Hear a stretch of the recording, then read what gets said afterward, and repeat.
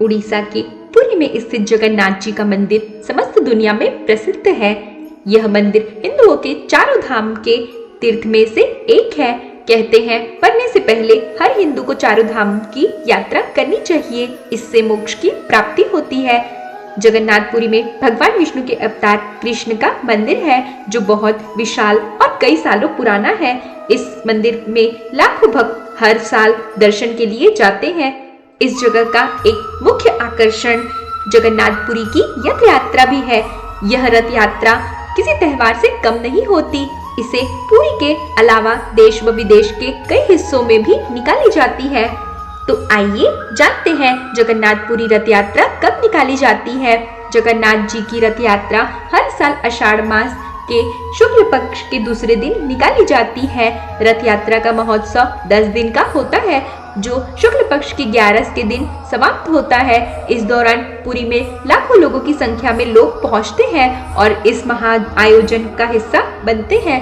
इस दिन भगवान कृष्ण, उनके भाई बलराम व बहन सुभद्रा को रथों में बैठाकर गुंडीचा मंदिर ले जाया जाता है। तीनों रथों को भव्य रूप से सजाया जाता है जिसकी तैयारी महीनों पहले से शुरू हो जाती है। तो आइए जानते हैं जगन्नाथपुरी रथ यात्रा की कहानी के बारे में। इस रथ यात्रा से जुड़ी बहुत सी कहानियां हैं जिसके कारण इस महोत्सव का आयोजन किया जाता है। कुछ कथाएं हैं जो आज हम आपको बताने जा रहे हैं। कुछ लोगों का मानना है कि कृष्ण की बहन सुभद्रा अपने मायके आती है और अपने भाइयों से नगर भ्रमण करने की इच्छा व्यक्त करती है। तब कृष्ण बलराम सुभद्रा के साथ रथ में सवार होकर नगर घूमने जाते हैं। इसी के बाद से रथ यात्रा का पर्व शुरू हुआ। इसके अलावा कहते हैं कि गुंडीचा मंदिर में स्थित देवी कृष्ण की मासी है जो तीनों को अपने घर आने का निमंत्रण देती है। श्री कृष्ण बलराम सुभद्रा के साथ अपनी मौसी के घर 10 दिन के लिए रहने जाते हैं। श्री कृष्ण के मामा कंस उन्हें मथुरा बुलाते हैं। इसके लिए कंस गोकुल में सारथी के साथ रथ भिजवाया जाता है। कृष्ण अपने भाई बहन के साथ रथ में सवार होकर मथुरा जाते हैं जिसके बाद से रथ यात्रा के पर्व की शुरुआत की गई। कुछ लोगों का मानना है कि इस दिन श्री कृष्ण कंस का वध करके बलराम के साथ अपनी प्रजा को दर्शन करने के लिए बलराम के साथ मथुरा में रथ यात्रा करते हैं। कृष्ण की रानियां माता रोहिणी से उनकी रासलीला सुनाने को कहती है। माता रोहिणी को लगता है कि कृष्ण की गोपियों के साथ रासलीला के बारे में सुभद्रा को नहीं सुनना चाहिए, इसलिए वो उसे कृष्ण बलराम के साथ रथ यात्रा के लिए भेज देती है। तभी वहाँ नारद जी प्रकट होते हैं। तीनों को एक साथ देख के प्रसन्न चित्त हो जाते हैं और प्रार्थना करते हैं कि इन तीनों के ऐसे ही दर्शन हर साल होते रहें। उनकी यह प्रार्थना सुन ली जाती है और रथ यात्रा के द्वारा इन तीनों के दर्शन सबको होते रहते हैं। तो आइए जानते हैं जगन्नाथ मंदिर से जुड़े इतिहास के बारे में। कहते हैं श्री कृष्ण की मौत के पश्चात उनके पार्थिव शरीर को द्वारिका लाया गया था। तब बलराम अपने भाई की मृत्यु से अत्यधिक दुखी होते हैं। कृष्ण के शरीर को लेकर समुद्र में कूद जाते हैं। उनके पीछे पीछे सुभद्रा भी कूद जाती है। इस समय भारत के पूर्व में स्थित पुरी के राजा इंद्र द्विम्ना को स्वप्न आता है कि भगवान का शरीर समुद्र में तैर रहा है, अतः उन्हें यहाँ कृष्ण की एक विशाल प्रतिमा बनवानी चाहिए और मंदिर का निर्माण करवाना चाहिए। उन्हें स्वप्न में देवदूत बोलते हैं कि श्री कृष्ण के साथ बलराम सुभद्रा की लकड़ी की प्रतिमा बनाई जाए और श्री कृष्ण की अस्थियों को उनकी प्रतिमा के पीछे छेद करके रखा जाए। राजा का सपना सच हुआ। उन्हें श्री कृष्ण की अस्थियां मिल गई, लेकिन अब वह सोच रहा था कि इस प्रतिमा का निर्माण कौन करेगा। माना जाता है कि शिल्पकार भगवान विश्वकर्मा एक बढ़ाई के रूप में प्रकट हुए और मूर्ति का कार्य शुरू करते हैं। कार्य शुरू करने से पहले वे सभी से बोलते हैं कि उन्हें काम करते वक्त परेशान नहीं किया जाए, नहीं तो वे बीच में ही काम छोड़कर चले जाएंगे। कुछ महीने हो जाने के बाद मूर्ति नहीं बन पाती। तब उत्सुकता के चलते राजा इंद्रद्युम्न बढ़ई के रूम का दरवाजा खोल देते हैं। ऐसा होते ही भगवान विश्वकर्मा गायब हो जाते हैं। मूर्ति उस समय पूरी नहीं बन पाती, लेकिन राजा ऐसे ही मूर्ति को स्थापित कर देते हैं।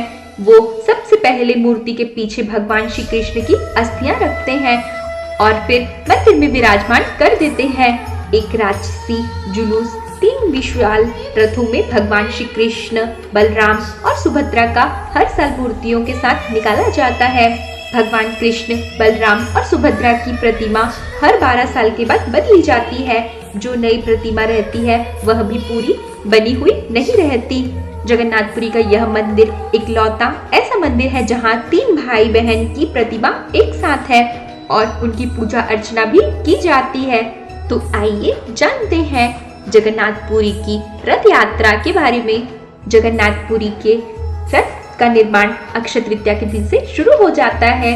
इसे हर साल नए तरीके से बनाया जाता है। इसे बनाने में कई लोग लगते हैं और फिर इसे सजाया भी जाता है। जगन्नाथ का रथ यह 45 फीट ऊंचा होता है। इसमें 16 पहिए होते हैं जिसका व्यास 7 फीट का होता है। पूरे रथ को लाल व पीले कपड़े से सजाया जाता है। इस रथ की रक्षा गरुड़ करते हैं। इस रथ को दारुका चलाता है। रथ में जो झंडा लहराया जाता है उसे त्रिलोक्य मोहिनी कहते हैं। इसमें 4 घोड़े होते हैं। इस रथ में वर्षा, गोवर्धन, कृष्ण, नरसिंहा, राम, नारायण, त्रिविक्रम, हनुमान व रुद्र विराजमान रहते हैं। इसे जिस रस्सी से खींचते हैं उसे शंखचूड़ा नागनी कहते हैं। बलराम का रथ यह 43 फीट ऊंचा होता है। इसमें 14 पहिए होते हैं। इसे लाल, नीले, हरे रंग के कपड़ों से सजाया जाता है। इसकी रक्षा वासुदेव करते हैं। इसे मताली नाम का सारथी चलाता है। इसमें गणेश, कार्तिक, सर्वमंगला, प्रलाम्बरी, हटायुद्ध, मृत्युंजय, नाताम्बारा, मुक्तेश्वर, शेषदेव विराजमान रहते हैं। इसमें जो झंडा लहराता है उसे उनानी कहते हैं। इसे जिस रस्सी से खींचते हैं उसे बासुकी नागा कहते हैं। सुभद्रा का रथ इसमें 12 पहिए होते हैं जो 42 फीट ऊंचा होता है। इसे लाल कपड़ों के रंग से सजाया जाता है। इस रथ की रक्षा जय दुर्गा करता है। इसमें सारथी अर्जुन होता है। इसमें नंद्विक झंडा लहराया जाता है। इसमें चंडी, चामुंडा, उग्रतारा, वन दुर्गा, शूली दुर्गा, वाराही, श्यामकली, मंगला, विमला विराजमान होती हैं। इसे जिस रस्सी से खींचा जाता है उसे स्वर्णचूड़ा नागनी कहते हैं। इन रथों को हजारों लोग मिलकर खींचते हैं। सभी लोग एक बार इस रथ को खींचना चाहते हैं क्योंकि इससे उन्हें लगता है कि उनकी सारी मनोकामनाएं पूरी होती हैं। यही वो समय होता है जब जगन्नाथ जी को करीब से देखा जा सकता है। इसके बाद रथ यात्रा गुड़िंचा मंदिर पहुंचती है। अगले दिन तीनों प्रतिमाओं को मंदिर में स्थापित किया जाता है। फिर एकादशी तक वे वहीं रहते हैं। जगन्नाथ जी की प्रतिमा को मंदिर के गर्भ में स्थापित कर दिया जाता है।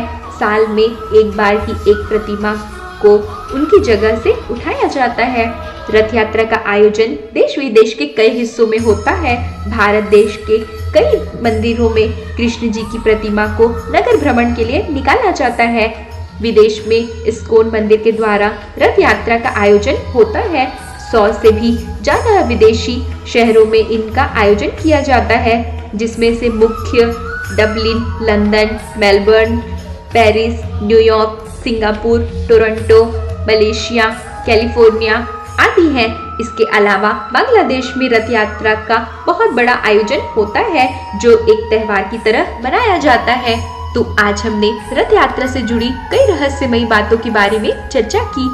हमारे आने वाले वीडियोस में आपको रथ यात्रा की पूजा विधि एवं उसकी कथाओं के बारे में जानकारियाँ प्राप्त होगी। आशा है कि आपको हमारी सारी वीडियोस पसंद आ रही होंगी। आप कमेंट बॉक्स में अपनी राय अवश्य दें। इसी के साथ मैं अनामिका आप लोगों से विदा लेती हूँ। धन्यवाद।